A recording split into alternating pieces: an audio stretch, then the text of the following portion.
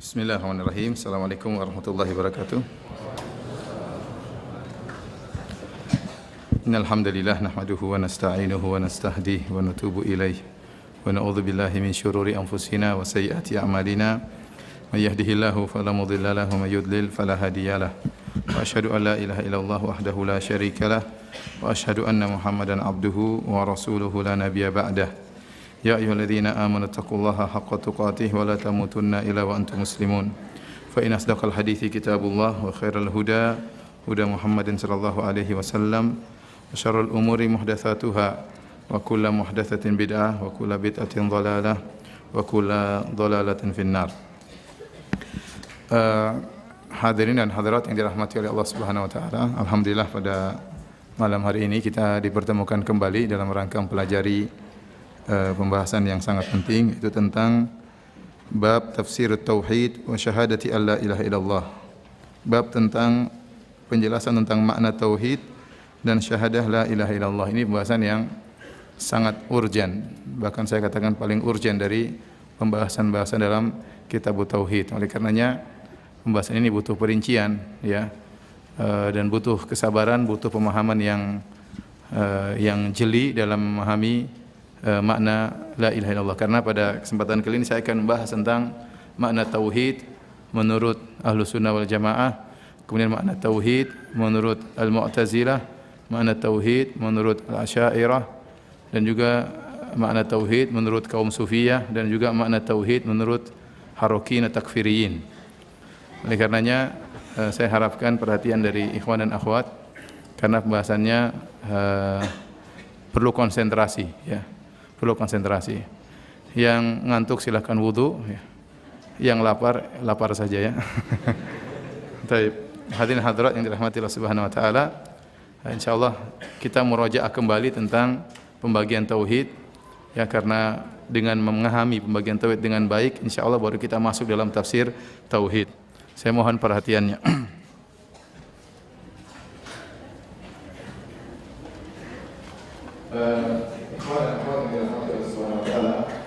Telah kita jelaskan sebelumnya tentang bahwasanya Ahlus-Sunnah membagi tauhid menjadi tiga. Ini adalah bagian yang sahih yang dikenal oleh ikhwan-ikhwan. Sebenarnya bagi tauhid juga menjadi dua. Tidak ada masalah dibagi dua, bagi tiga, yang penting kontennya sama, yang penting kontennya dan maksudnya benar. Seperti Imam Al-Qayyim rahimahullah taala dalam kitabnya As-Sawa'iq Al-Mursalah, ya, menyebutkan bagian tauhid jadi dua, dan bagian itu maknanya demikian pula. Jadi bagian tauhid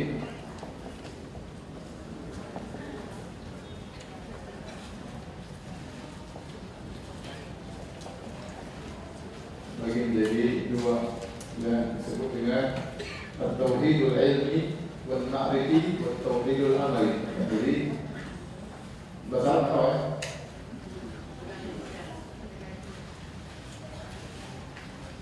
Tauhid ilmi dan tauhid al-amali. Tauhid ilmi atau tauhid ilmi wal ma'rifah ini kaitannya tentang ilmu. Jadi tauhid ilmu maksudnya apa? Kaitan tentang ilmu tentang zat Allah, tentang sifat Allah, dan juga tentang perbuatan-perbuatan Allah. Jadi topiknya yaitu zat Allah, zat, kemudian sifat-sifat dan perbuatan Allah. Kita bisa katakan zat Allah wa sifatuhu wa af'aluhu. Nah, dari sini tauhid ilmi juga bisa dibagi menjadi dua. Karena masih tentang zat dan sifat itu kepada Allah, makanya yang pertama adalah tauhid al-asma wa sifat. Yang kedua adalah tauhid al-rububiyah. Kalau tauhid rububiyah, topiknya adalah perbuatan-perbuatan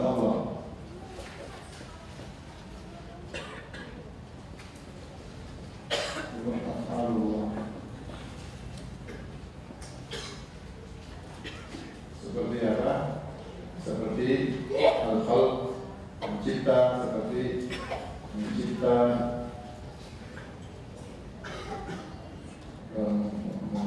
mengatur alam semesta, menghidupkan, mematikan,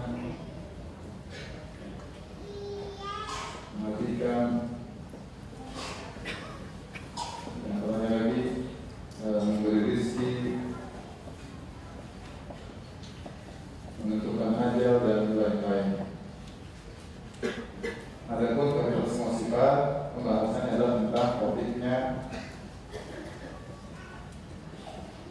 adalah zat Allah dan sifat-sifat,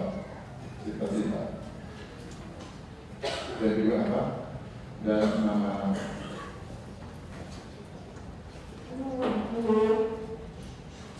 Baik. Maka yang dimaksud dengan tauhid al-ilmi yaitu tauhid tentang ilmu tentang Allah, makrifat tentang Allah Subhanahu wa taala, tentang Allah, tentang zat, sifat-sifat dan perbuatan-perbuatannya. Jadi itu kita bisa klasifikasi lagi jadi dua, tauhid asma sifat tentang sifat-sifat tentang nama Allah. Artinya tidak ada zat yang seperti zat Allah, tidak ada yang memiliki sifat seperti sifat Allah, dan tidak ada yang memiliki nama-nama yang mengandung makna yang sangat indah seperti nama-nama Allah Subhanahu wa taala. Adapun rububiyah kaitannya dengan perbuatan-perbuatan Allah. Perbuatan Allah itu apa yang Allah lakukan, seperti mencipta, mengatur, menghidupkan, mematikan, berizin. Paham? Bisa dibedakan? Bisa dibedakan tidak? Kalau tidak bisa, apa aja? Baik, pertama kali topiknya adalah perbuatan-perbuatan hamba.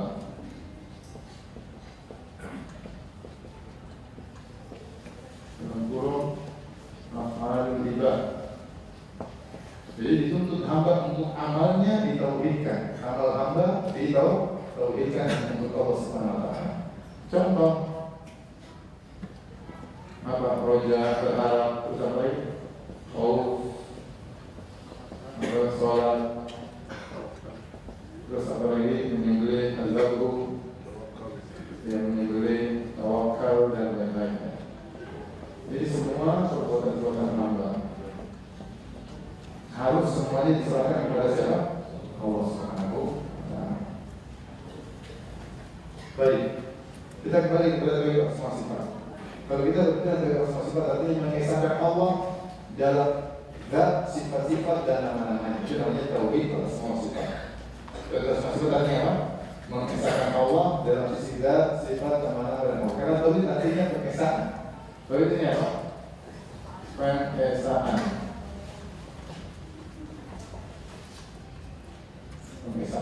Jadi pentauhidan itu pentauhidan pengesahan, mengesahkan. Jadi maksudnya adalah semua sifat, artinya tidak ada zat yang zatnya seperti zat Allah Subhanahu wa taala. Tidak ada sifat-sifat yang seperti sifat Allah Subhanahu wa taala. Tidak ada nama-nama yang seperti nama-nama Allah Subhanahu wa taala. Ya.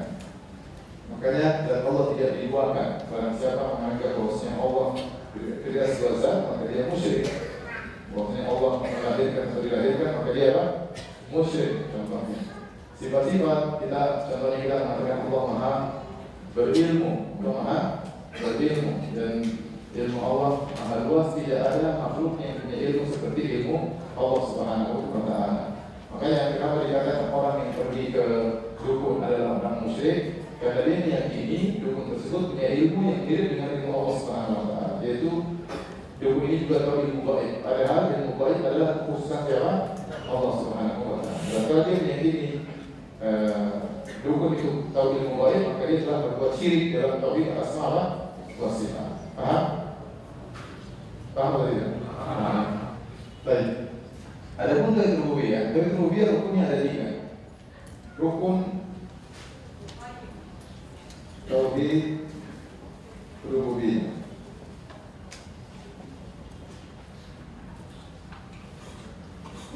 Yaitu al-khalqu, penciptaan,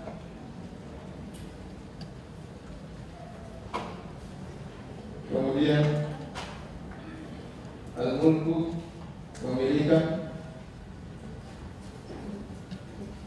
kemudian at-tadbir pengaturan. Seorang harus meyakini bahwasanya hanya Allah sendiri yang menciptakan. Karena Allah adalah yang menciptakan ghairuhu. Dulu Allah sendirian, tidak ada yang bersama Allah. Kemudian Allah menciptakan. Allah sendirian, tidak ada yang bersama Allah. Ya. Tidak ada zat lain bersama Allah untuk menciptakan. Pada saat meyakini ada zat lain yang menciptakan, maka dia musyrik dalam tauhid ar-rububiyah. Paham? Kemudian karena hanya Allah yang menciptakan, ya, maka hanya Allah yang memiliki. Ya. Walladzina tad'una min dunihi ma yamlikuna min tadbir. Kata Allah, yang kalian sembah selain Allah itu tidak memiliki apapun, bahkan meskipun hanya selaput yang ada di korma. Ya. Karena semua milik Allah Subhanahu wa taala. Karena Allah yang menciptakan, maka dia yang memiliki. Ya. Ini karena dalam hadis qudsi kata Allah Subhanahu wa taala, "Wa man dahaba wa man adlam mimman dahaba yakhluqu ka khalqi." Siapa yang lebih zalim dari orang yang berusaha menciptakan dirimu seperti apa yang aku ciptakan? Kata Allah, "Falyakhluqu habbatan." Kalau dia mampu, coba ciptakan biji. Ciptakan biji yang tersebut kalau ditanam akan menumbuhkan tunas. Dan mungkin semua ahli fisika, ahli kimia kalau berkumpul membuat biji bisa bikin biji, tapi kalau ditanam nggak mungkin tumbuh. Karena yang bisa menumbuhkan biji itu cuma siapa? Allah Subhanahu wa taala. Apalagi menciptakan hewan. Allah Subhanahu wa taala, ya ayyuhan nas, dari akhir-akhir surat Al-Hajj, kata Allah, ya ayyuhan nas, duriba mathalun fastami'u lahu. Innal ladzina tad'una min dunihi la yakhluqu dzubaban walau ijtama'u lahu. Wahai manusia sekalian, telah dibuat perumpamaan bagi kalian, maka dengarkanlah. Sungguhnya sesembahan yang kalian sembah itu tidak bakalan bisa menciptakan lalat meskipun mereka bersatu padu. Ya, kalau semua yang disembah oleh Allah, Buddha, kemudian Nabi Isa, ya, wali-wali, sunan-sunan, semua suruh berkumpul ciptakan lalat, mereka tidak bakalan mampu. Karena yang ciptakan cuma siapa? Allah. Barang siapa yang meyakini ada yang ciptakan Allah, maka dia musyrik. Yang paling penting juga tadbir. Nah, tadbir itu pengaturan. Pengaturan itu banyak macam-macamnya. Pengaturan seperti apa? Ar-Razqu itu artinya memberi apa? Rezeki. Kemudian Al-Ihya yang artinya menghidupkan. Al-Imata misalnya yang mematikan dan lain-lain. Ya, semua ini ada berkaitan dengan pengaturan. Rezeki, menghidupkan, matikan, menentukan ajal, ya, dan seluruhnya. Ini namanya pengaturan alam semesta. Jadi tadbir. Ya. Nah, barang siapa yang meyakini ada yang mengatur alam semesta selain Allah, maka dia tidak mentauhidkan Allah dalam tauhid rububiyah. Berarti dia telah berbuat kesyirikan. Contoh orang-orang yang meyakini bahwasanya Nurul Kidul diberi hak otonomi untuk mengatur pantai selatan. Ya, ini namanya syirik. Karena yang mengatur pantai selatan siapa? Allah. Hanya Allah. Pantai selatan, pantai utara, pantai timur, pantai barat, semuanya yang mengatur siapa? Allah. Terus orang yang meyakini bahwasanya gunung ada yang jaga, gunung ada jaga, ada jin. Jadi sehingga kalau masalah kapan meletus gunungnya atau tidak, tunggu wangsit dari karena dia yang tahu. Kalau dia bilang belum meletus, maka tidak akan meletus. Itu juga kesyirikan. Ya, seakan-akan yang mengatur gunung ada selain siapa? Allah Subhanahu wa taala. Contoh lagi seperti keyakinan orang Tijaniyah, ya. Dalam kitab Al-Jawahir Al-Ma'ani, mereka meyakini bahwasanya Abdul Qadir Jailani rahimahullah, ulama besar dari mazhab Hambali, ulama Ahlussunnah, tapi orang-orang terlalu memputuskannya, meyakini bahwasanya dia itu telah diberi kun oleh Allah Subhanahu wa taala. Jadi dia punya kun fayakun. Yang punya kun fayakun bukan cuma Allah.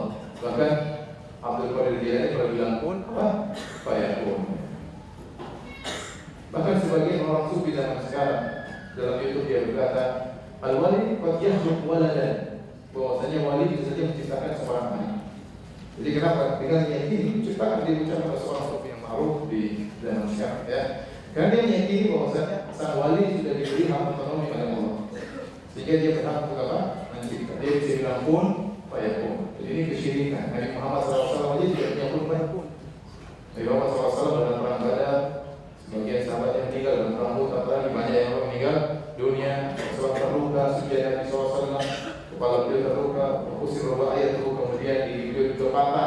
ya, dia tidak bisa pun bayangkan. Pamannya meninggal Hamzah, beliau menangis. Kalau pun saya pun hidup maka hidup, kenapa yang menangis? Paham? Kalau dia meninggal sama Abu Jahal mampus maka mampuslah. Ya, tidak semudah itu. Ya, banyak perkara-perkara yang menghalangi Nabi SAW. Nabi juga sakit, Nabi tidak akan sembuh maka sembuh kan tidak. Ya, jadi itu hayalan orang-orang sufi yang terlalu ekstrim, dan itu merupakan kesyirikan. Ya, karena mereka meyakini ada mengatur selain siapa? Allah Subhanahu wa taala. Baik.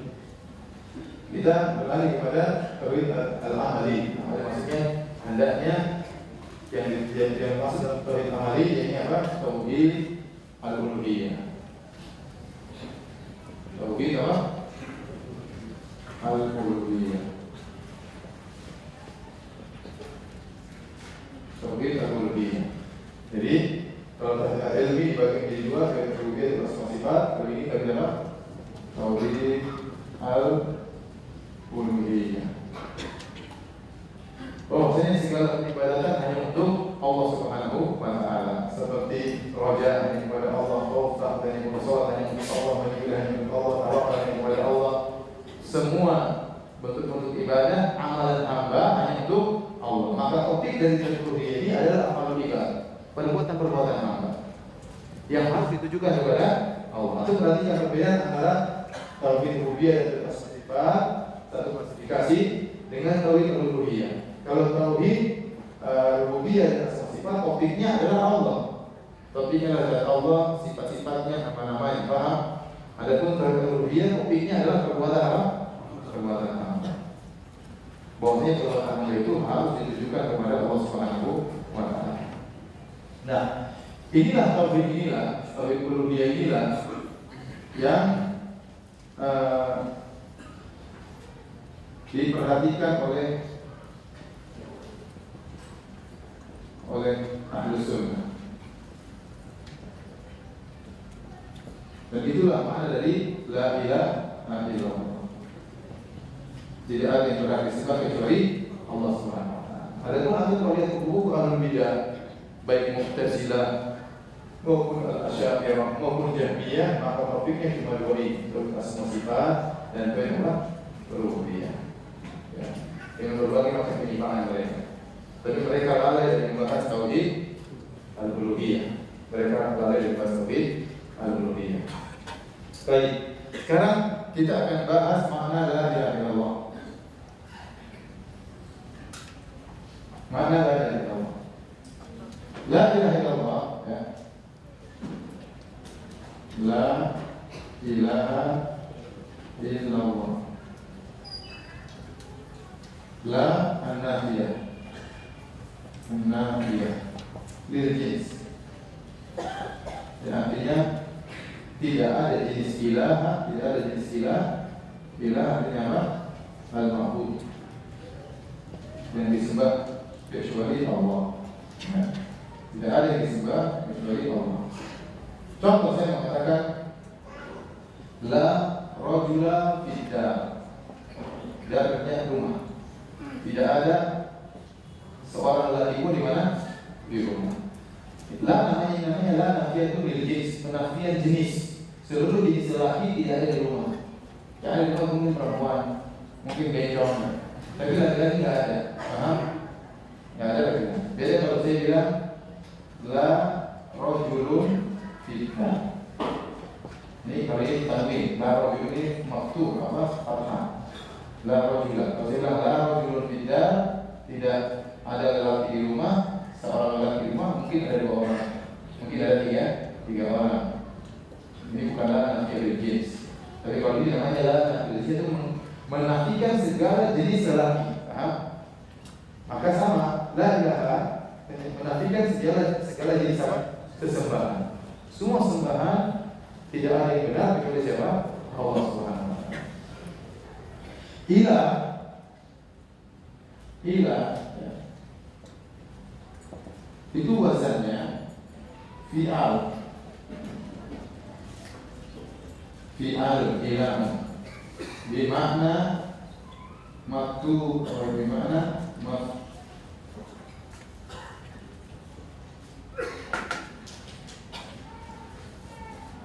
maf'ulun.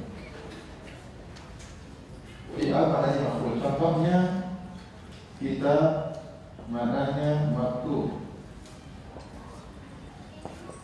Kitab artinya yang ditulis. Contohnya firash, maknanya mafrush. Contohnya giros, maknanya magrus. Giros ya yang di apa namanya? Yang diletakkan. Jadi giros. Giros artinya di tanah. Maksudnya fi'al di makna maf'ul. Maf'ul isi maf'ul kalau kita artikan maknanya makna objek. Maf'ul itu dalam bahasa Arabnya apa? Objek yang disembah, itu namanya objeknya kan? Yang dibentangkan, itu namanya objek, bukan yang membentangkan. Kalau yang menyembah berarti fa'il, subjek.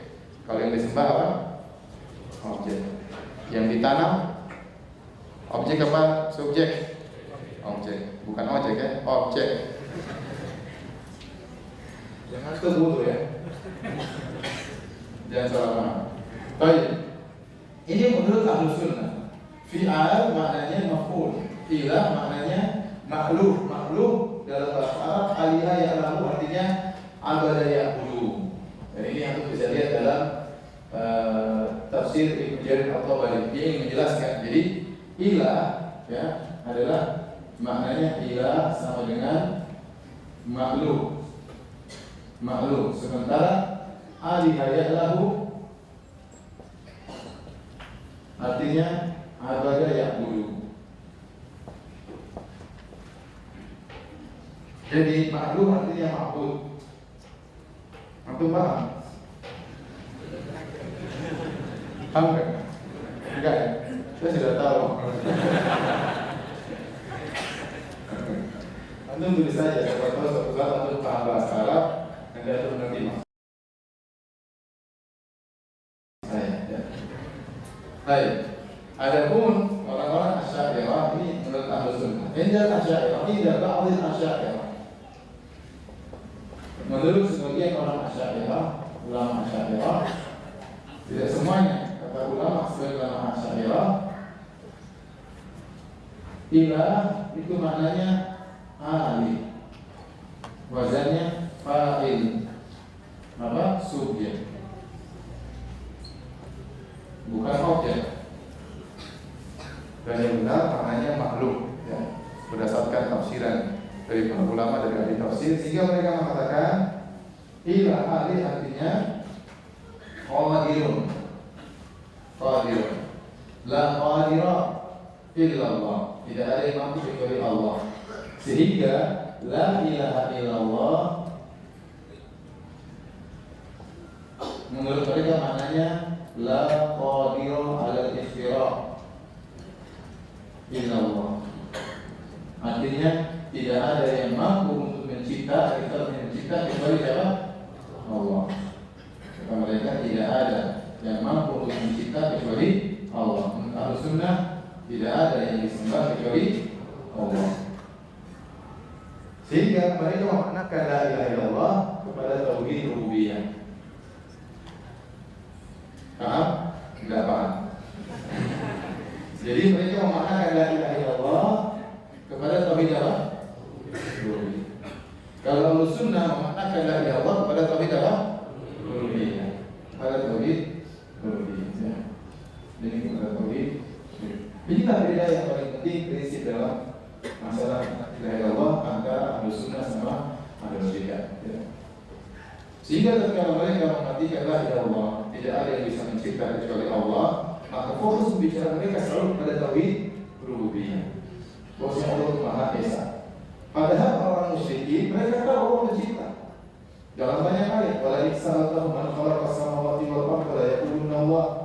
Kalau engkau bertanya kepada mereka wahai Muhammad, siapa yang mencipta langit dan bumi? Kata orang musyrikin, Allah yang mencipta. Mereka musyrik, banyak orang musyrik namanya Abdullah. Kemudian mereka juga waktu ditanya oleh Sa'adah man khalaqahu, kalau bertanya kepada mereka siapa yang menciptakan mereka, kata mereka Allah. Sehingga mereka juga tawaf, orang musyrikin bertawaf, mereka juga berhaji, mereka juga bersedekah, mereka melakukan Ka'bah.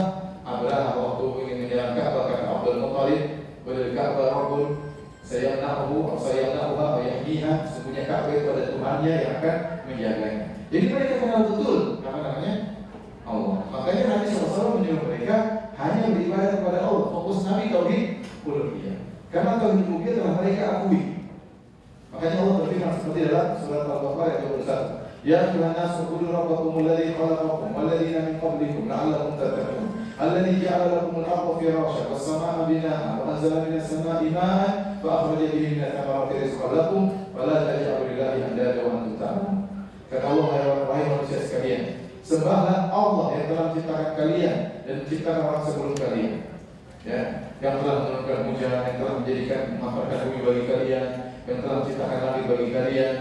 Ya, kemudian setelah mereka mengakui akan hal itu semua, kata Allah, fala taj'alu lillahi andada. Maka kalau begitu, janganlah kalian mengambil tandingan bagi Allah, padahal kalian tahu wa antum ta'lamun, padahal kalian tahu yang menciptakan ini semua hanyalah siapa? Allah. Mereka tahu yang menciptakan Allah, tapi kenapa mereka menyembah selain Allah? Karena mereka ada syubhatnya. Kata mereka, "Haula syufa'auna indallah." Ini sembahan kami adalah memberi syafaat bagi kami di sisi Allah. Dan mereka kalau menyembah langsung Allah tidak sampai, harus lewat perantara. Sehingga mereka menyembah perantara tersebut dengan harapan perantara tersebut mendekatkan mereka kepada Allah, sehingga permintaan mereka mudah untuk dikabulkan. Paham atau tidak? Ya, benar. Bisa terangkan kembali?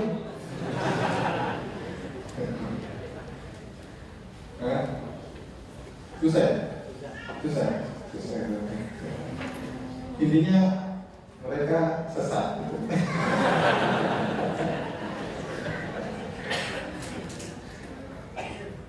Jadi makanya kalau antum buka buku-buku mereka, dan jangan buka-buka, cukup saja yang buka.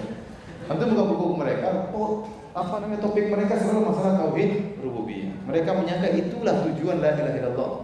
Bosnya seakan-akan dulu umat-umat para nabi tidak mengenal Tuhan. Padahal tidak benar. Umat-umat nabi dulu menyuruh umatnya hanya untuk menyembah kepada Allah dan meninggalkan kesyirikan. Karena mereka sudah tahu Allah pencipta, hanya saja mereka berbuat kesyirikan. Jadi inilah beda fokus dakwah kita dengan dakwah mereka. Sehingga saya katakan kita membabil adil, membabil insaf, kita harus adil. Ya. Tidak semua orang Asy'ariyah seperti itu. Banyak dari ahli tafsir yang bermadhab Asy'ariyah juga menafsirkan sebagaimana ahlu sunnah. Bahwasanya la ilaha illallah itu la ma'budu bihaqqin illallah. Tidak ada sembahan yang berhak disembah kecuali Allah, dengan penafsiran tauhid al-uluhiyah. Ya, sebagian saja yang menafsirkan dengan tauhid apa? Al-uluhiyah. Baik hadirin dan hadirat yang dirahmati oleh Allah Subhanahu wa taala. Turunan dari hal ini, inilah yang tersebar waktu kita masih kecil dulu. Saya dulu waktu masih kecil, saya menyangka la ilaha illallah itu artinya tidak ada pencipta kecuali siapa? Allah. Antum dulu waktu kecil begitu? Sama. Kita menyangka makna la ilaha illallah tidak ada pencipta kecuali Allah. Barang siapa yang masih meyakini pencipta hanya Allah, maka dia bertauhid. Oleh karenanya banyak orang pakai jimat dan dia merasa tidak berbuat syirik. Kenapa? Dia yakin Allah yang kasih kekuatan lewat jimat tersebut. Banyak orang kedukung, dia tidak merasa saya menetapkan Tuhan yang baru. Selama saya tidak meyakini ada Tuhan yang lain, saya bukan orang musyrik. Paham? Dan itu kebanyakan masyarakat seperti itu.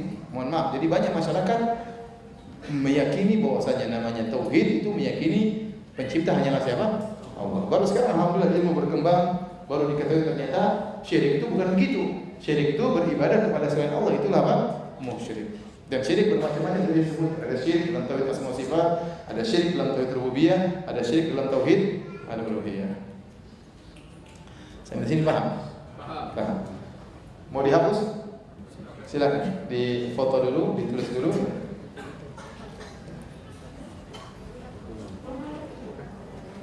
Sudah foto?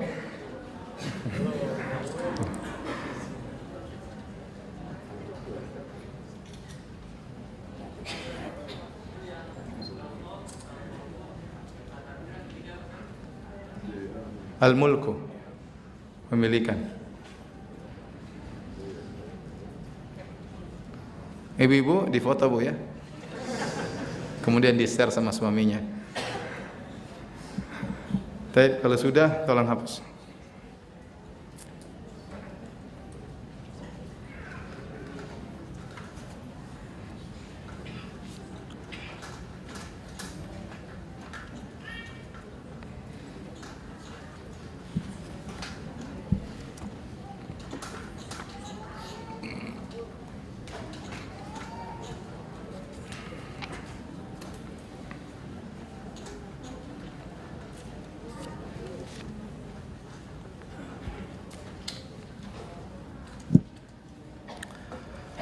Baik, hadirin dan hadirat yang dirahmati Allah Subhanahu wa taala. Tadi kita sudah bicara tentang tauhid menurut Ahlus Sunnah wal Jamaah. Ya. Topik utamanya adalah tauhid al-uluhiyah, ya. Bukan berarti melalaikan rububiyah dan asma sifat. Semuanya dibahas, ya. Karena potensi kesyirikan kepada tiga tauhid. Ada kesyirikan dalam tauhid rububiyah, ada kesyirikan dalam tauhid al-asma sifat, dan ada juga kesyirikan dalam tauhid al-uluhiyah, ya. Jadi kita mengesahkan Allah dalam segala bentuk tauhid, baik rububiyah, uluhiyah maupun asma wa sifat. Sekarang kita bahas tauhid menurut al-Mu'tazilah. Yang pertama, tauhid menurut Ahlus Sunnah.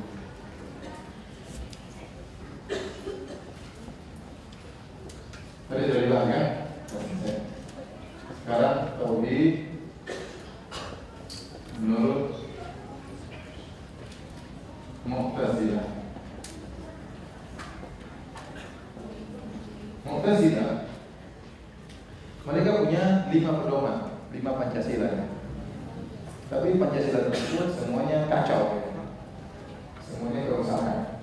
Yang mereka namakan dengan al-usul al-khamsah.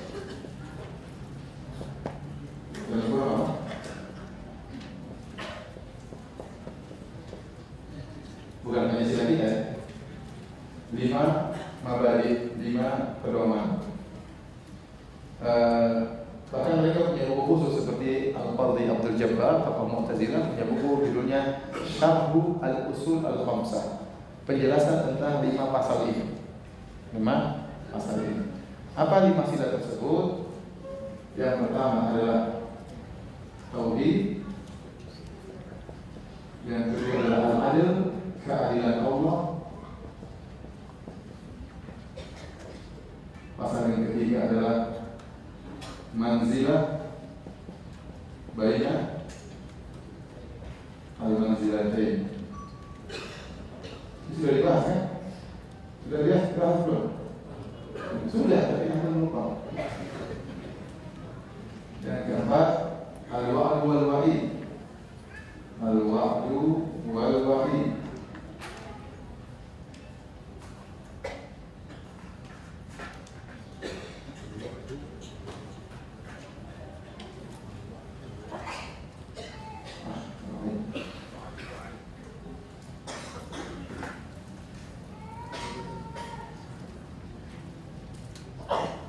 Artinya janji dan ancaman.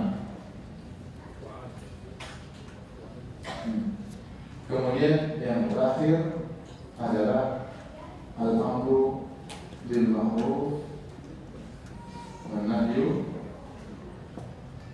'anil munkar. Amar ma'ruf nahi munkar. Ini semua kesesatan. Apa maksudnya keadilan Allah? Bahwasanya makhluk, makhluk ibad, perbuatan makhluk bukan ciptaan Allah. Artinya apa? Makhluk bisa berkehendak di luar kehendak Allah.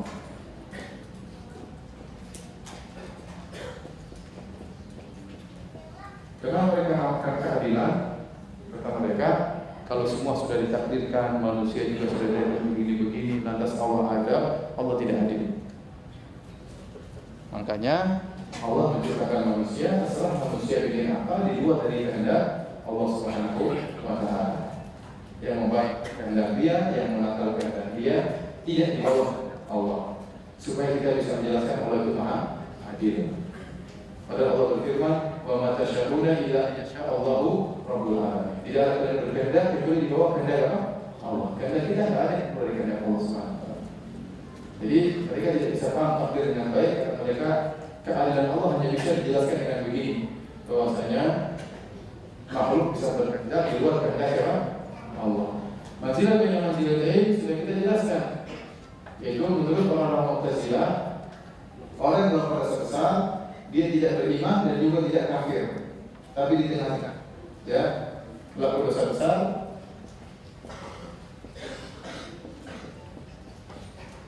bukan mukmin, bukan juga kafir. Terus apa? Ya di tengah-tengah. Manzilah betul-betulnya di tengah-tengah. Tidak boleh kita bilang mukmin, tidak boleh kita bilang kafir. Itu namanya apa? Tengah-tengah. Kemudian di akhirat di neraka. Di akhirat di neraka kekal. Sama seperti Khawarij. Kalau Khawarij di dunia besar kafir, sudah kita jelaskan. Menurut Mu'tazilah tidak kafir, tapi juga bukan apa? Mukmin. Kalau sunnah, kalau dosa besar itu mukmin, naqisul iman, iman yang kurang. Mukmin tapi imannya apa? Kurang. Jadi menurut mereka bukan kafir, bukan mukmin, tengah-tengah di akhirat, di neraka jahanam. Ini sudah kita bahas, yang kalau aku menumpah salah sendiri. Al-wa'du wal wa'id sama, ini berkaitan dengan akhirat. Ya, bahwasanya pelaku dosa besar harus di neraka karena Allah telah mengancam pelaku dosa besar. Ancaman Allah harus terjadi. Ya, maka orang yang mencuri di neraka kekal, orang yang berzina di neraka apa? Kekal. Paham? Karena Allah telah mengancam dan ancaman Allah harus terjadi. Jadi kesalahan mereka semua yang melihat sebagian dalil meninggalkan dalil yang lain. Ya. Sementara kalau sunnah banyak secara total. Orang mencuri ada hukum hadnya, orang berzina juga hukum hadnya tidak dikafirkan oleh Nabi SAW. Ya. Sahabat dulu sholat kepada orang pelaku dosa besar, menunjukkan mereka tidak apa? Tidak kafir, tapi mereka mengancam dengan neraka dan tidak harus kekal dalam neraka. Paham? Paham tidak? Al-amru bil ma'ruf nahi munkar, maksudnya dari ancaman harus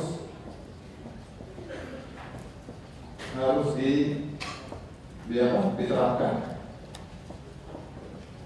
Maksudnya pelaku dosa besar pasti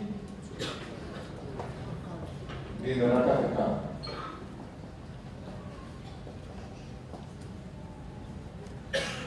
Paham ya? Sudah itu sebelum paham. Dan terakhir kamu dengan nahi munkar nama ini juga. Kalau dengan nahi munkar maksudnya harus memberontak kepada pemimpin yang zalim.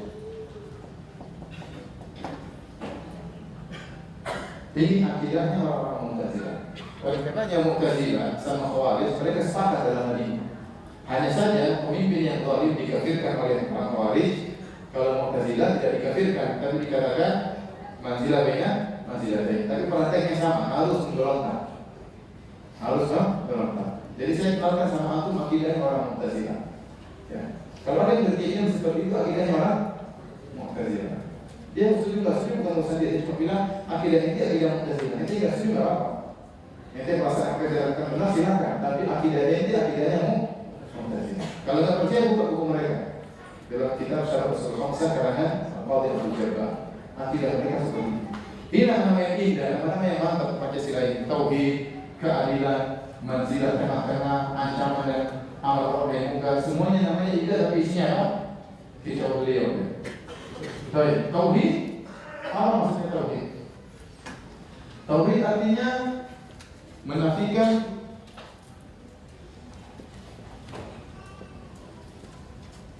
seluruh sifat Allah.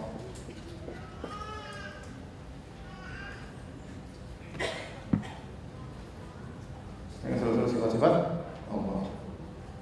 Baik.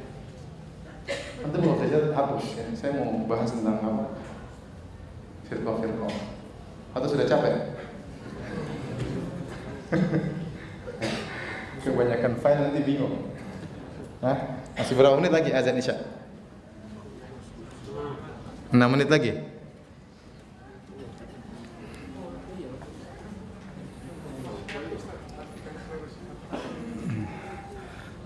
Maksudnya Allah nggak boleh punya sifat. Saya jelaskan sekarang. Apa maksudnya ini? Ya. Jadi ini ada cerita. Antum mau dengar ceritanya? Dahulu ada sekelompok orang namanya Al-Falasifah. Mereka itu adalah orang-orang pengaruh dengan pemahaman filsafat orang-orang Yunani. Lalu mereka punya pemahaman bahwasanya alam ini qadim, alam semesta ini qadim, azali bersama Allah. Kita tahu yang azali cuma siapa? Allah. Tahu azali sesuatu yang tidak dimulai dengan tidak ada. Ya, azali itu tanpa didahului dengan tidak ada. Kata orang Allah itu ada sebelum kata ada itu ada. Dan Allah akan tetap ada meskipun kata tidak ada sudah tidak ada. Ini namanya azali, ya. Kita semua dari tidak ada jadi ada. Yang tidak didahului dengan tidak ada cuma siapa? Allah. Maka ada istilah mereka namanya wajib wujud, kita mungkin wujud. Ini istilah orang Falasifah. Baik. Menurut mereka, alam semesta ini keberadaannya itu bersama dengan Allah Subhanahu wa taala. Jadi alam juga qadim. Qadim maksudnya azali. Alam juga apa? Qadim. Tak berawal sama seperti Tuhan. Kok bisa demikian? Kata mereka, ini syubhat ini. Saya enggak tega. Udahlah, saya enggak masih syubhat. Pokoknya mereka dibantah oleh apa? Orang-orang mutakallimin. Datang orang-orang mutakallimin. Ya. Orang mutakallimin itu ahlul kalam.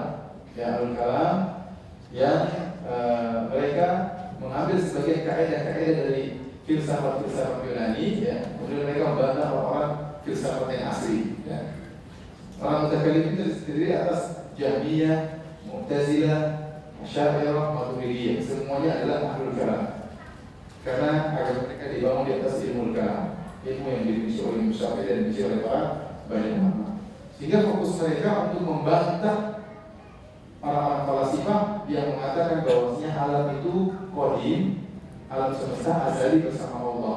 Fokus mereka untuk membantah orang-orang Falasifah. Sehingga pembicaraan ahlul kalam mutakallimin, yaitu Asy'ariyah, Mu'tazilah, kemudian Jahmiyah, Maturidiyah adalah untuk menjelaskan Allah itu tidak hanya Allah yang qadim, hanya Allah yang qadim. Seluruh selain Allah itu tidak qadim tapi muhdas, baru terjadi. Sehingga fokus tauhid mereka adalah tauhid rububiyah. Karena bahasa Allah qadim, hanya Allah yang qadim itu bahasa tauhid rububiyah atau bahasa tauhid asma wa sifat, bukan masalah rububiyah. Sehingga buku-buku tauhid mereka fokus ke situ. Tentang masalah bahwasanya Allah itu hanya Allah yang qadim. Selain Allah tidak qadim. Paham? Saya ulangi ya. Paham ya? Banyak yang tidak paham. Jadi orang Falasifah, orang filsafat, mereka itu mengatakan bahwasanya alam itu azali, qadim bersama apa? Bersama Allah. Tidak didahului dengan tidak ada. Tahu-tahu ada, muncul bersama Allah. Muncul bersama Allah. Dan ini adalah kesyirikan. Kalau kita bilang alam semesta bersama Allah, berarti ya sudah. Berarti dia tidak terciptakan. Dia tidak terciptakan. Dan ini kesyirikan. Dan ini tentunya tidak benar. Ini tentunya tidak benar. Ya. Mereka punya syubhat, saja tidak disampaikan. Nah, orang-orang ahlul kalam seperti Jahmiyah, Asy'ariyah, Mu'tazilah, dan Maturidiyah, mereka berusaha membantah Falasifah. Sehingga fokus pembicaraan mereka untuk menjelaskan bahwasanya yang qadim hanya siapa? Allah. Selain Allah tidak qadim. Gara-gara fokus mereka tentang masalah ini, sehingga fokus pembicaraan mereka adalah tentang tauhid rububiyah dan tauhid asma wa sifat. Sehingga mereka tidak bahas tentang tauhid al-rububiyah. Sehingga mereka berlebihan dalam hal ini sampai tatkala mereka menetapkan hanya Allah yang qadim, akhirnya di antara mereka ada yang menolak sifat Allah secara keseluruhan, dan di antara mereka ada yang menolak sebagian sifat-sifat Allah. Bagaimana bisa demikian? Sudah ada. Kita lanjutkan setelah sholat. Jangan atur buku ya.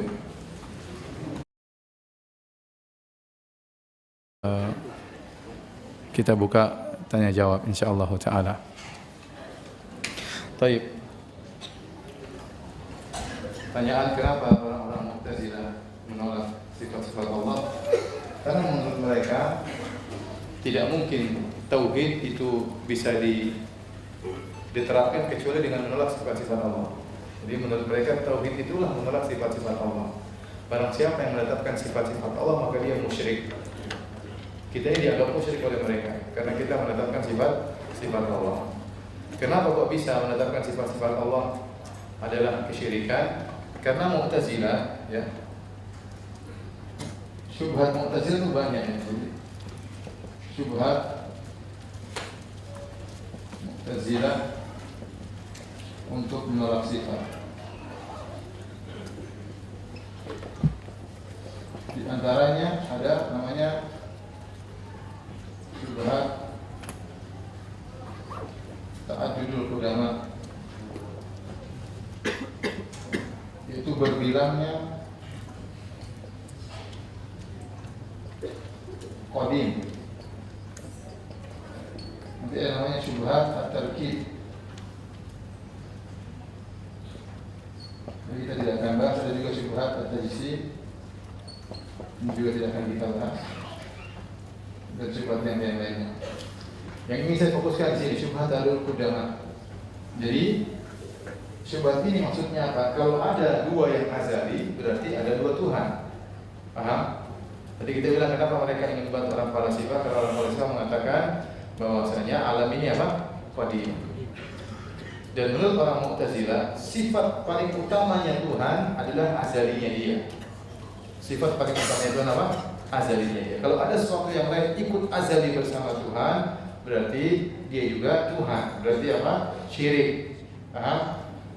Dan mereka punya bayangan bahwasanya Tuhan itu terdiri atas Allah itu atas zat ditambah sifat. Di kata mereka ada zat yang tanpa sifat, namanya zat al-mujarradah, zat tanpa sifat. Ya. Kita Ahlussunnah wal Jamaah, Ahlussunnah meyakini, ya, Allah qadim, tahu qadim kan? Azali, ya, yaitu zat dan sekaligus bersama apa? Bersama sifat-sifatnya. Karena tidak ada zat tanpa sifat.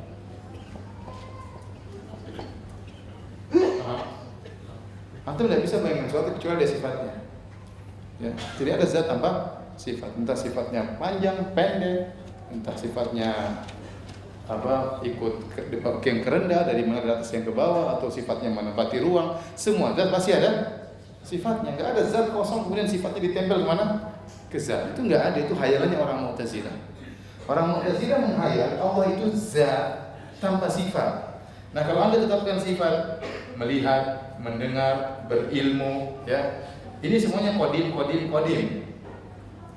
Paham? Berarti karena ini ada qadim, berarti berbilanglah qadim. Berarti ada syirik. Anda menyamakan sifat dengan apa? Zat. Paham? Tuh bayangannya orang Mu'tazilah. Mereka meyakini kalau sudah gampang, tidak ada namanya zat tanpa sifat. Zat itu selalu dengan apa? Sifatnya. Allah sudah azali bersama sifat-sifatnya. Allah sejak azali sudah bisa melihat, sudah bisa mendengar, sudah bisa berbicara, sudah punya ilmu langsung. Ya, mereka tidak, mereka membagikan zat dan sifat. Jadi mereka mengatakan yang qadim hanya apa? Zat, hanya zat yang qadim. Hanya zat yang qadim.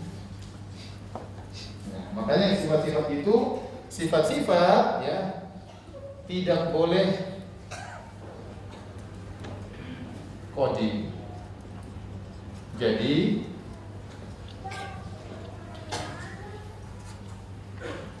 gampangnya ini sifat-sifat. Jadi kalau ada sifat bagi Allah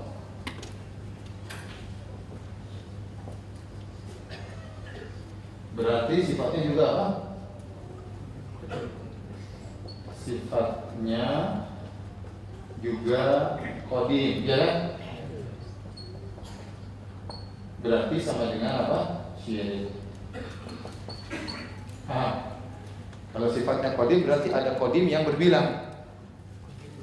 Ada 2 qadim, dan kalau sifatnya 3 ya qadimnya 3 tambah Allah 4 berarti. Paham? Paham tidak? Paham ya? Jadi supaya Allah itu ditauhidkan, seluruh sifat harus kita tolak. Makanya mereka mengatakan Al-Quran itu makhluk. Karena kalau kita bilang Al-Quran itu sifat, berarti Al-Quran juga apa? Qadim, sifat Allah qadim, berarti syirik. Makanya Khalifah Al-Ma'mun mengatakan Al-Quran itu sifat, itu syirik. Maka jadi paksa dulu para ulama untuk mengatakan Al-Quran itu makhluk. Yang tidak mengatakan Al-Quran makhluk dibunuh, dibangun di atas akidah ini. Kita sebaliknya, yang bilang Al-Quran itu makhluk malah apa? Kafir. Karena mengatakan sifat Allah adalah makhluk. Paham ya? Paham ya? Paham ya? Ya sudah, sampai sini saja ya.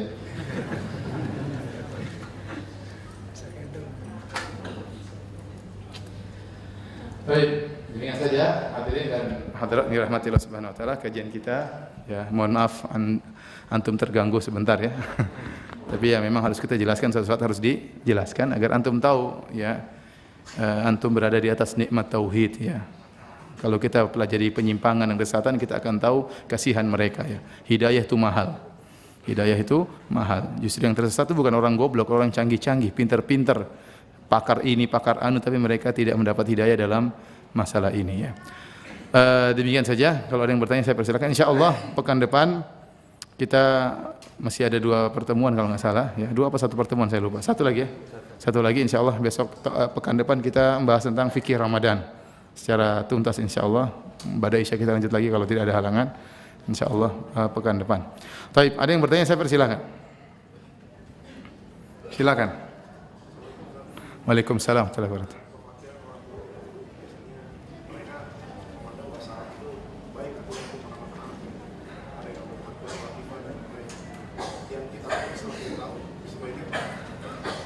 Namanya apa? Oh, Akbar. Enggak, seperti apa? Latif. Jadi Akbar kalau dimaksudkan Allahu Akbar, Allah Maha besar atas segalanya, maka itu hanya untuk Allah. Tetapi kalau Akbar maksudnya yang paling besar, ya misalnya kita mengatakan kepada anak kita, ini anak yang paling apa? Besar ya. Ada akbaru auladi. Dalam bahasa Arab boleh, ini adalah anak saya yang paling besar ya. Tapi sebaiknya jangan dimutlakan akbar ya, karena yang akbar hanyalah siapa? Allah ya. Tapi secara bahasa enggak jadi masalah. Saya tidak tahu apakah itu nama yang diperbolehkan untuk selain Allah atau tidak. Jadi ada nama-nama yang itu hanya khusus untuk Allah. Nama-nama tersebut biasanya berkaitan dengan rububiyah. Contoh seperti Ar-Razzaq, Maha Pemberi apa?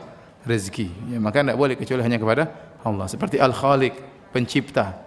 Maka tidak boleh ada orang namanya apa? Khaliq. Tapi kalau tidak menunjukkan makna rububiyah, contohnya Latif, orang yang lembut. Kalau kelembutan Allah beda dengan lembutnya manusia. Ya. Allah mengatakan misalnya wa kana bil mu'minina raufur rahim. Allah berfirman tentang Nabi Muhammad, kata Allah Subhanahu wa taala, nabi itu terhadap orang-orang beriman rauf rahim. Padahal rauf rahim juga nama-nama Allah. Tapi ini nama yang boleh untuk Allah dan juga boleh untuk selain Allah, tapi kandungan maknanya berbeda.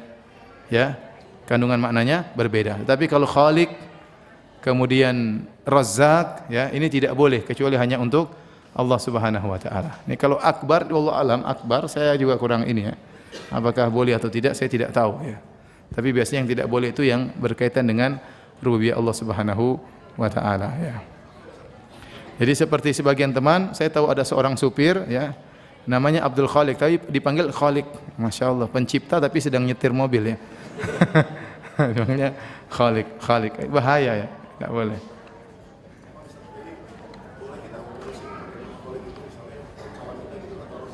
Abdul Razak, tidak boleh. Kalau namanya Razak to, maka harus diganti. Kalau namanya Abdul Razak, panggilnya lengkap, Abdul Razak, jangan disingkat.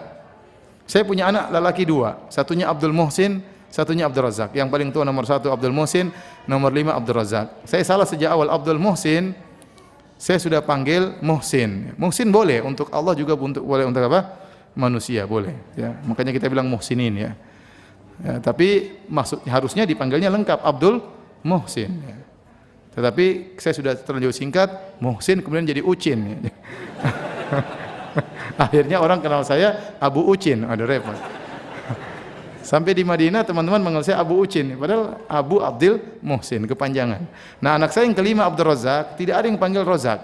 Semuanya panggil Abdul Razak. Kakak-kakaknya semuanya panggil Abdul Razak. Enggak ada yang singkat, dan terbiasa akhirnya semuanya nama anak saya yang nomor 5 dipanggil lengkap karena kita biasakan. Jadi kakaknya semua manggil dia apa? Abdul Razak. Enggak ada yang panggil Jak enggak ada ya. Enggak ada. Iya, Ojak, Rozak, Ojak ya. Ya.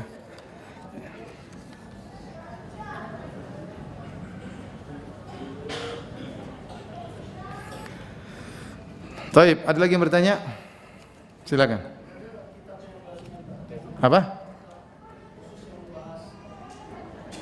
Apa itu? Yang di papan tulis? Yang di papan tulis tadi? Ini ada kitabnya. Kenapa? Ada, buku-bukunya ada, tapi ya sudahlah, antum enggak usah baca-baca kesehatan ya.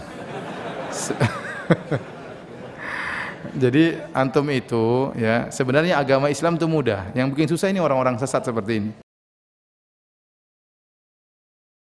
Jadi kita harus mempelajari kesesatan mereka supaya kita terhindar dari kesesatan apa? Mereka. Karena syubhat itu turun-temurun. Walikulli qaumin waris. Setiap kaum ada pewarisnya, ya.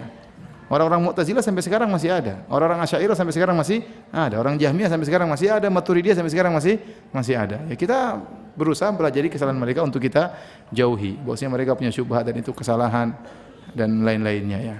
Tapi kalau antum bukan ustadz tidak usah tahu ya. Udahlah, yang penting itu salah gitu sudah alhamdulillah ya. Ya, tapi saya singgung juga di buku saya ini. Saya singgung ya. Tidak terlalu detail tapi saya singgung juga ya. Ada lagi yang bertanya? Waalaikumsalam. Mana orangnya? Ayo silakan. Jadi tadi kalau tadi yang dibahas oleh Al-Sunnah adalah fokus ke tauhid uluhiyah. Semuanya, tapi itu yang paling fokus. Tauhid apa? Uluhiyah. Semuanya dibahas, tapi itu yang paling fokus. Terus? Semuanya dibahas. Kita bahas tauhid rububiyah, kita semua sifat, kita bahas juga tauhid apa? Al-uluhiyah. Kenapa kita fokus kepada tauhid al-uluhiyah?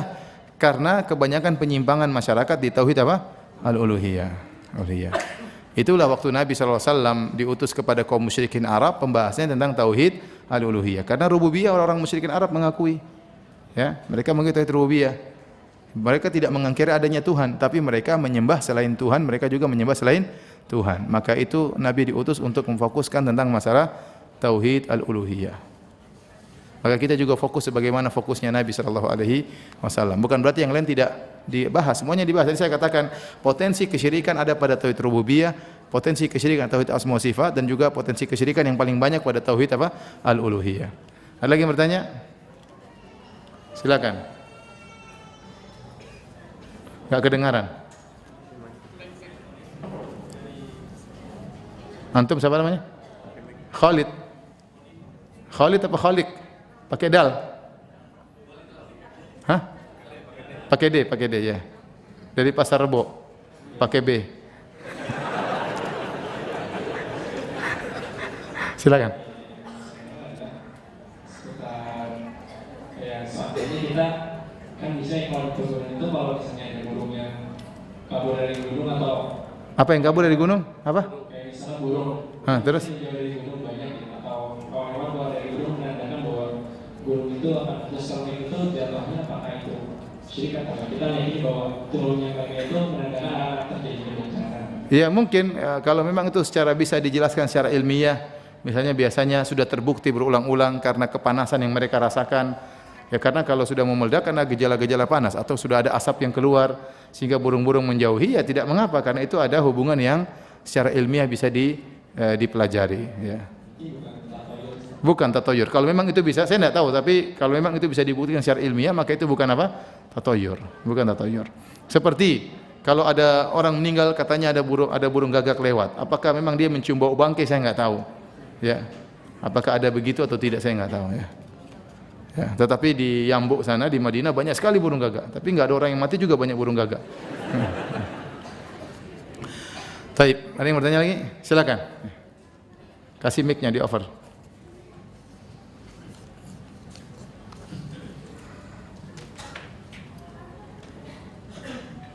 Assalamualaikum Ustaz. Waalaikumsalam warahmatullahi wabarakatuh. Bagaimana hukum guru agama mengajarkan sifat 20 di SD Ustaz? Kenapa? Anda dulu diajar begitu? Enggak, justru kita ngajarin Ustaz karena kurikulumnya begitu.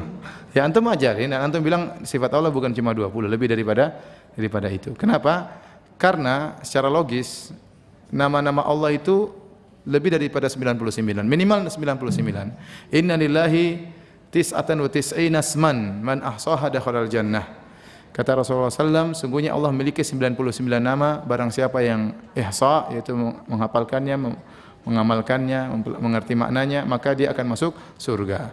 Dan kata para ulama, nama Allah lebih daripada itu, cuma 99 ini yang spesial ya. Nah 99 itu setiap nama mengandung sifat, setiap nama mengandung sifat. Karena Allah tidak dinamakan kecuali Allah memiliki sifat. Al-Alim berarti artinya apa? Maha berilmu. Al-Ghafur berarti maha mengampuni. Ar-Razzaq maha pemberi rezeki. Al-Ali maha tinggi ya. Al-Qahhar maha kuasa. Al-Qadir juga maha kuasa ya. Al-Ahad maha esa ya. Dan semua nama Allah pasti ada mengandung sifat. Ya, berarti sifat Allah tidak terbatas pada 20 sifat. Nah, kurikulumnya salah, maka kita ngajarin tapi kita tambahin. Kita bilang ini kurang ya. Lebih daripada ini. Hah? Ujiannya? Ujiannya jangan pakai soal begitu. Jangan ada pertanyaan berapa sifat-sifat Allah, enggak usah. Apa makna sifat ini? Apa makna sifat ini gitu aja. Ujiannya diatur supaya tidak ada pertentangan dengan karena kita tidak mampu untuk merubah kurikulum, perlu apa? Ya. Intinya Anda ajar, tapi Anda perbaiki. Ya. Siapa lagi yang bertanya? Silakan Pak. Mic-nya tolong kasih Pakmu.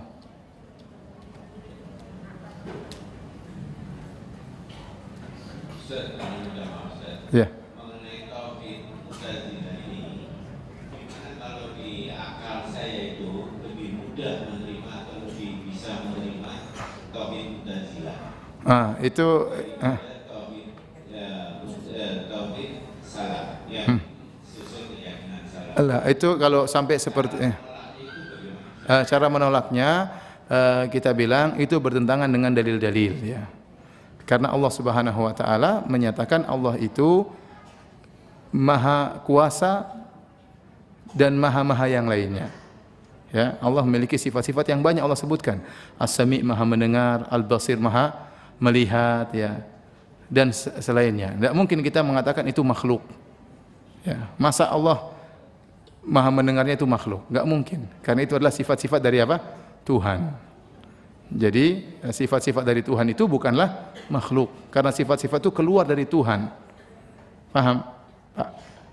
Ya, jadi kenapa Al-Quran itu bukan makhluk, dia firman Allah. Kalau kita bicara, suara kita makhluk karena kita juga apa? Makhluk. Ya. Kalau saya bergerak, gerakan saya juga apa? Makhluk. Tapi kalau Allah Subhanahu Wa Taala mendengarnya, melihatnya, itu adalah sifat-sifatnya. Dan sifat-sifat Tuhan juga bukan apa? Bukan makhluk. Makanya Rasulullah mengatakan man halafa bi ghairillah faqad asyrak. Barang siapa bersumpah dengan nama selain Allah maka dia telah musyrik.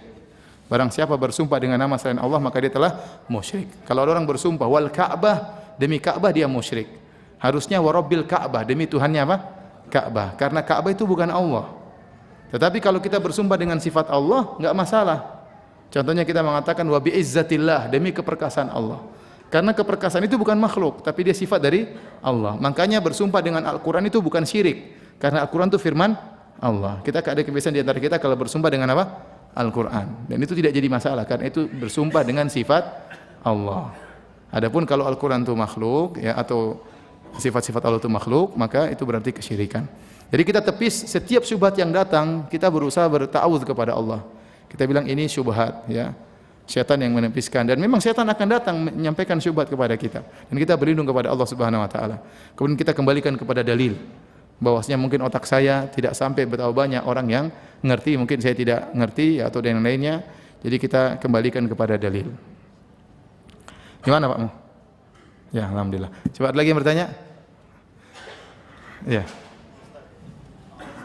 Secara umum kan Ahlus Sunnah atau Salafi itu banyak bertentangan dengan liberal, Syiah atau namun kejadian yang sekarang ini dan dunia yang saat ini secara ada beberapa peristiwa yang itu seakan-akan Salafi itu lebih sepaham dengan liberal. Contohnya misalnya pembubaran jamaah sesuatu jamaah atau pemberontakan dari pemerintah. Ini bagaimana Kata beliau secara umum Salafiyin secara umum membantah pemikiran-pemikiran yang menyimpang, dan saya rasa tidak ada kelompok yang paling suka membantah atau meluruskan penyimpangan kecuali Ahlus Sunnah Salafiyun. Dan kita tahu para ustadz sudah tahu konsekuensinya akan dicerca, dimaki, dituduh macam, tapi mereka tidak peduli karena agama Allah harus disampaikan. Agama Allah kalau salah harus diluruskan, ada yang salah dalam agama Allah harus diluruskan. Maka kita ingat waktu dulu belum ada yang bantah-bantah Syiah, dai-dai Salafin yang pertama kali bantah apa? Syiah ya. Alhamdulillah kemudian menjadi ramai. Makanya orang liberal paling ganas. Orang liberal itu mereka toleran sama semuanya kecuali sama Wahabi. Mereka tidak toleransi.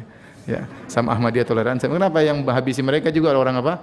Ahlus Sunnah. Salafin juga yang bantah mereka ya, dan yang lain juga. Artinya dan demikian juga kelompok-kelompok yang lain. Berkaitan dengan pembubaran suatu kelompok ya, saya rasa kebanyakan ustadz juga tidak berkomentar ya. Kita biasanya komentar tentang kesalahannya. Ya seperti saya katakan ada suatu kelompok yang hobinya berbicara tentang khilafah. Dan ini konsekuensinya sangat berbahaya. Kenapa? Dia tidak menganggap seluruh negara itu sah. Sehingga tatkala kita mengatakan seluruh negara tidak sah, kita mengajarkan kepada masyarakat untuk melengsarkan pemerintahan yang ada. Dan semua negara tidak ada yang selamat, bahkan Arab Saudi pun tidak selamat dari pemikiran mereka. Makanya kelompok ini dimusuhi oleh seluruh negara karena tumbuhnya kelompok ini mengajari masyarakat untuk apa? Melengsarkan pemerintah, karena pemerintah dianggap tidak sah. Kalau tidak sah tidak usah ditaati dan seterusnya, dan konsekuensi turunannya yang lain. Ya. Saya tidak berbicara tentang dibubarkan tidak dibubarkan, saya bicara tentang kesalahan mereka. Ini kesalahan yang menurut saya fatal. Ya. Karena dengan ada kesalahan seperti ini, kita disuruh ngapain taat sama pemerintah? Yang sah itu cuma khilafah. Jangankan Indonesia, Saudi pun tidak selamat dari apa? Cercaan mereka. Sehingga kita lihat hobi mereka mencari-cari kesalahan apa? Saudi. Selalu Saudi dihabisi. Ngapain? Ente mau ngajarin masyarakat untuk benci terhadap pemerintahnya, terus apa yang diharapkan? Akan terjadi kerusakan stabilitas keamanan dan yang lainnya, akan terjadi kerusakan di mana-mana. Ya, harusnya seorang berpikir dengan logis. Ya. Dan para ulama sudah membahas, kalau ada khilafah Islamiyah semuanya suka, tapi kalau tidak ada khilafah